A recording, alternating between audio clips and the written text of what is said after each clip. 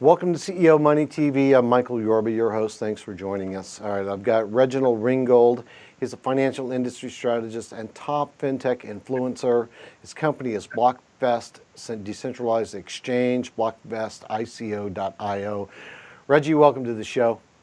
Glad to be back, Michael. Glad you're here. All right, before we get started on Dodd-Frank Section 508, tell our audience what your company does and what separates you from anybody else in the world.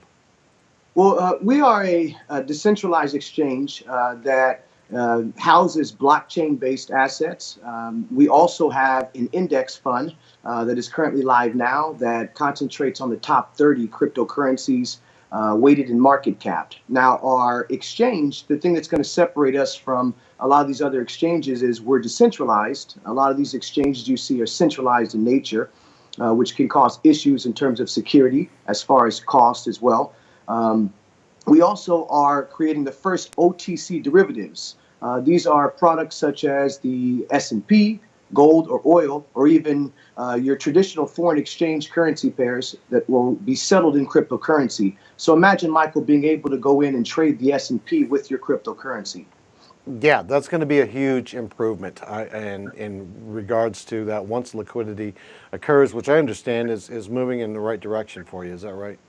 Yeah. Liquidity is actually moving in the right direction, mainly because of some of the things that we've seen, as you were talking about with Dodd-Frank, opening up the floodgates, for unaccredited investors to have access to these digital assets. There's been a lot of noise going around in terms of digital assets and securities being, whether it's a security, a utility, let's face it, we talked about it earlier. It doesn't really matter what we call it. If you give it the Howey test, a lot of these things aren't considered securities. So what we've done is we've taken a front to make sure that we're established here in the United States. I don't know if you've recently seen in the news, but the chief strategy officer of Tether and Bitfinex, he's recently resigned. Now, if you ask me why he resigned, I would tell you it's surrounding some of the things that happened at the turn of this year, with the corruption that they were talking about in terms of the assets that were backing the Tether. Right. They, as a result, moved the company out of the United States. Now, with the CSO being a U.S. person and a U.S. citizen, in his statements, his words were, it doesn't make sense for him to still be affiliated or involved with the company, if they're no longer going to be operating on U.S. shores. So it brings me to this point, to any of you ICO issuers out there who think that you can maybe avoid having your ICO be scrutinized by the SEC or NFA or FINRA, you got another thing coming. There are a lot of people who may not even be from the United States who look to say we don't want to necessarily get regulated by these regulators, but if you think that your ICO is going to have participants that aren't from China, Russia, or the United States or Europe, I mean, you really got another thing coming. So it's really best to try to establish a culture of compliance and establish, regulatory issues as they pertain to these jurisdictions. I agree with you 100%. Now, let's bring in the new Jobs Act or JCO crypto offerings. So with the JCO crypto offering, it's a challenge. I mean, you think of it like this. With a lot of these again, ICO issuers, they don't think that it makes sense to go in and have their ICO regulated, with the SEC, mainly because the SEC has a 2-year statute of limitations, which means, they can create new regulation or laws and then come after you 2 years later, if they see that, your ICO was successful and you maybe have broken one of those different laws. Now, if you think about the current election, and they were talking about the Russians potentially rigging our election. Now that remains to be seen, and that's besides the point. But I say that to say this: the way that these programmers, hackers, have gotten very advanced these days, they're able to get into just about any ICO cabinet, and therefore participate in just about any ICO in the world. The KYC and AML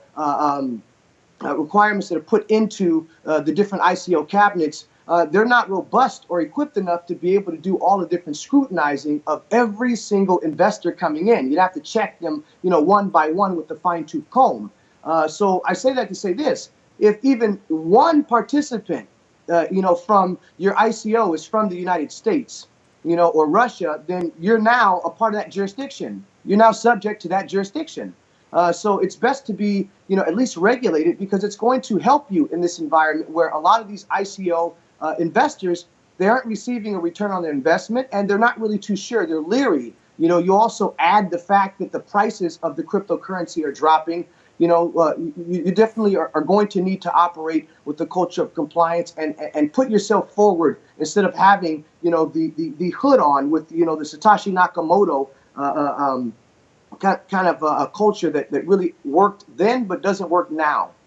Let's open that Blockchain Exchange Commission conversation, because this is very appropriate to what you just said.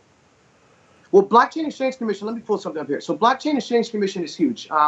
We're looking to create a culture of compliance, right, where the different members are helping to vet different projects and to create a due diligence process to be able to look to see if a certain ICO issuer is regulated, or at least following up on the certain things that they said they were going to do, as well as holding them accountable. If you're familiar with certain forums like local Bitcoins, or even the Four, or take it a step further with American Idol, and we talk about self-regulation. Self-regulation can actually work. You have, for instance, eBay and Yelp, where we give these different ratings to people. We've seen it with Uber, right, and Lyft, where if someone is good and giving good service, they get good ratings, they get good stars. If not, you see it reflect in their ratings. So if we're able to have different ICO service providers that are policing ICO service providers, as well as different advisors and issuers and people in the community policing each other, it creates a culture that is kind of similar to what we see in the U.S. equities market, where you have the NFA, FINRA, and the CFTC that are regulating. I mean, the CFTC is there to regulate the institutions that operate in the commodities market. And then you've got the NFA, the National Futures Association, is there to regulate the individuals that are operating and dealing in commodities. So we need this to be able to police the issuers, because right now you can see that the current market and environment for digital assets, it's got a lot of things that need to be cleaned up, similar to the penny stock markets.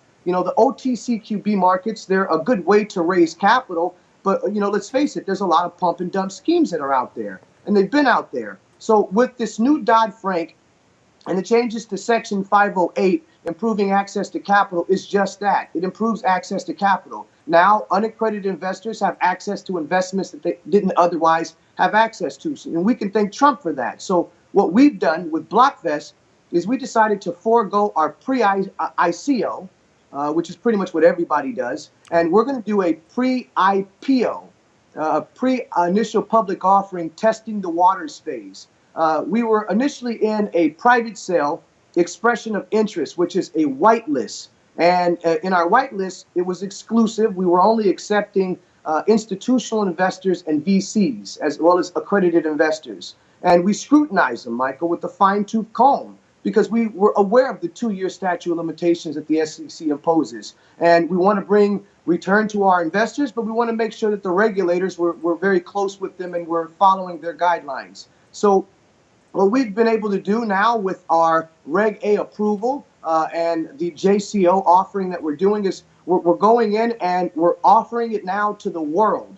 We're going in and the coin, so that we don't dilute the token's price. We're not offering any discounts that were there before, but we are, offering the coin and the token to the public as a whole.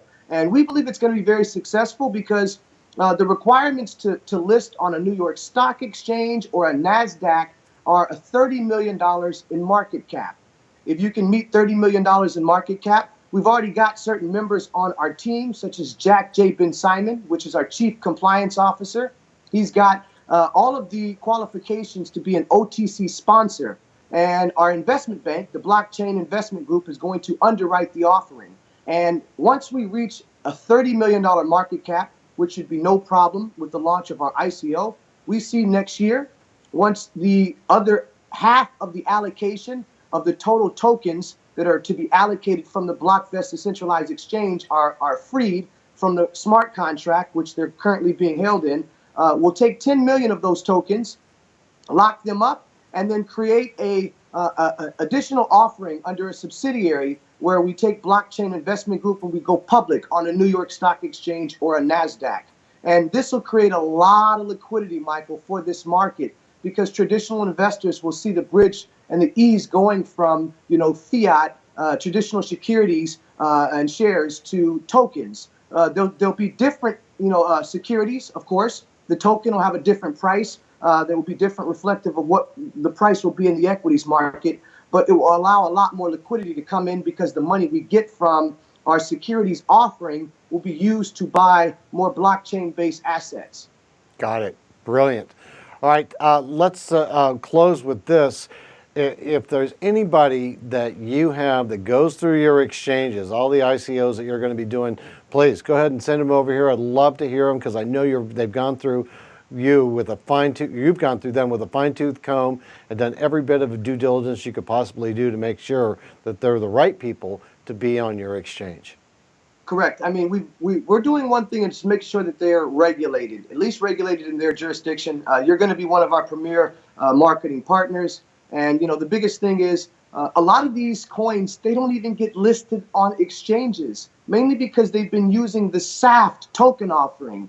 And let's face it, Michael, the SAFT is not liquid. Reg D is not liquid. So there's no reason for it to even be listed on an exchange because you can't sell it until after the time horizon as far as the restrictions from the SEC are lifted. So we're coming in with, again, this JCO, giving them a liquid security that they can then take and list on our exchange and be, exposed to, an array of clients through your, venue, CEO Money.